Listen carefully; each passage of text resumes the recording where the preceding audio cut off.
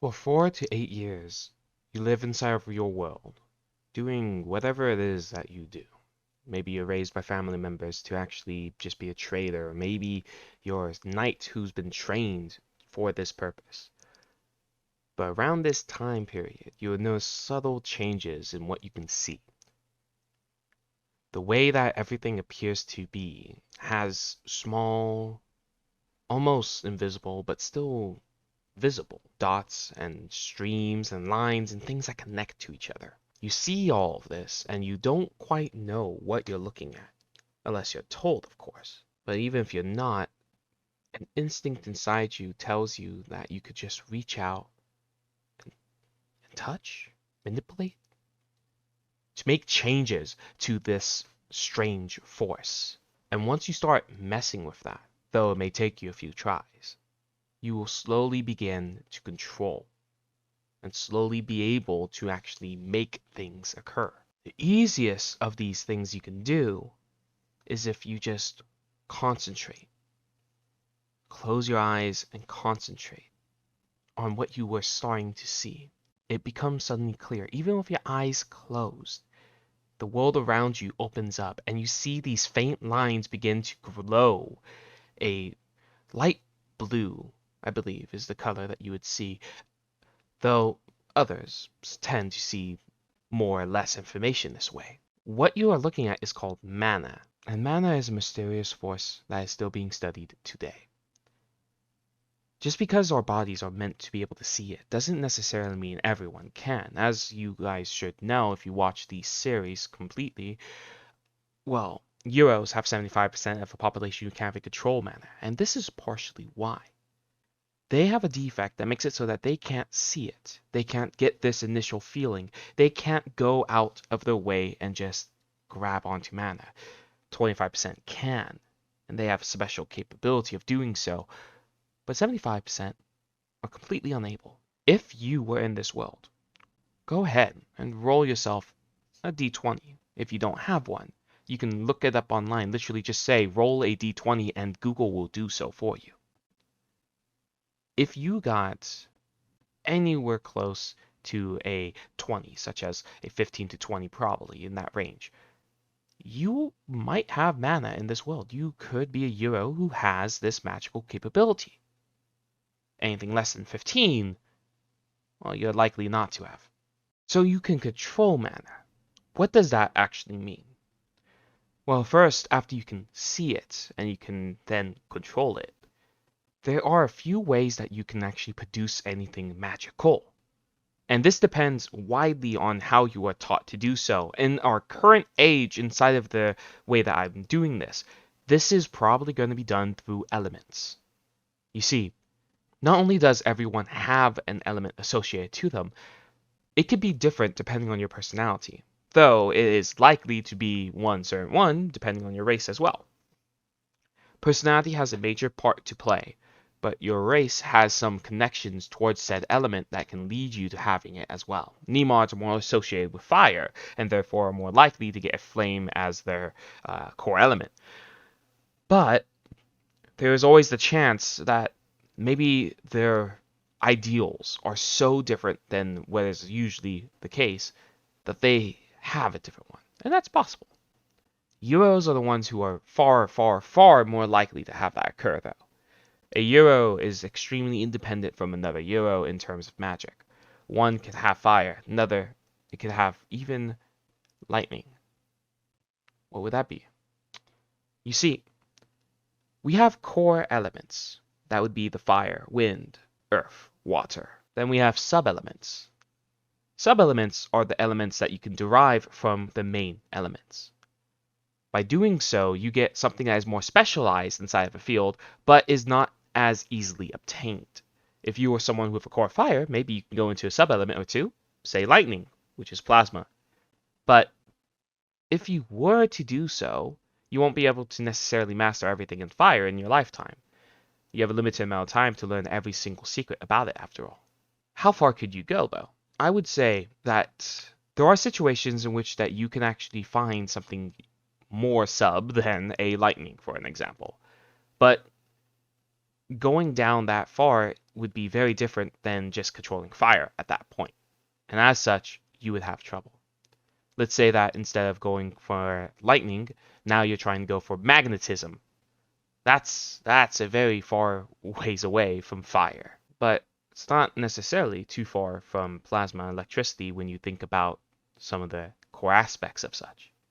As such, it's possible to learn it, but more than likely you would have to have your core element as a sub-element. It would have to be plasma or something that can link down to magnetism. What do I mean by that? You can also learn other elements if you put the time and effort into doing so, though at the same time it's easier to learn some than others.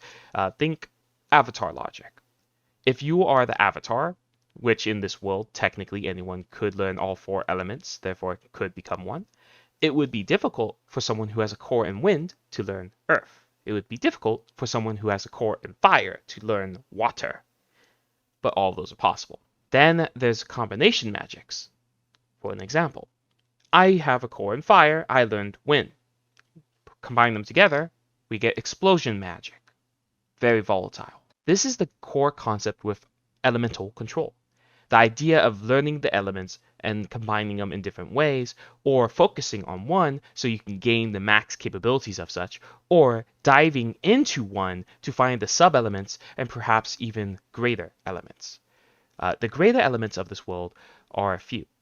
For an example, we have the ones that are revealed almost all the time would be light magic and dark magic. These greater elements are something that anyone could technically pick up and learn, but only the surface level of. If you have a core in one of them, though, you're special because at that point, you can learn any of the other elements with ease, except for the opposite greater one, of course. Someone who learns light magic or has a core in it would not necessarily be able to learn dark magic. In fact, it would be very difficult for them to do so.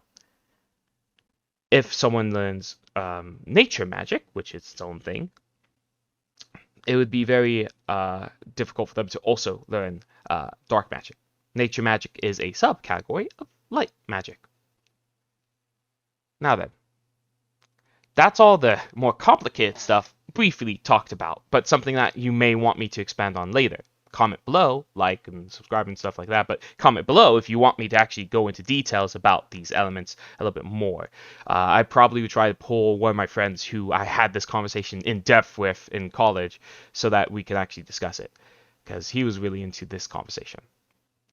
And I'm sure other people would be as well.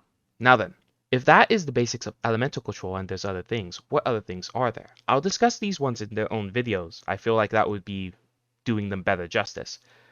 But if you are not controlling the elements and learning different subcategories and such, you are probably going to be learning about vocal magics, sign magics, ancient magics, or even, dare I say, ancestral magic, which is the one that the 11 focus into.